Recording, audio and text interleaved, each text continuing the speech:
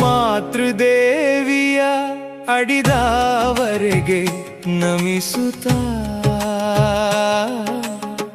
ನಿತ್ಯ ಸತ್ಯ ಮಮತೆ ಕಡಲನು ಸ್ಮರಿಸುತ್ತಾ ಮಾತೃದೇವಿಯ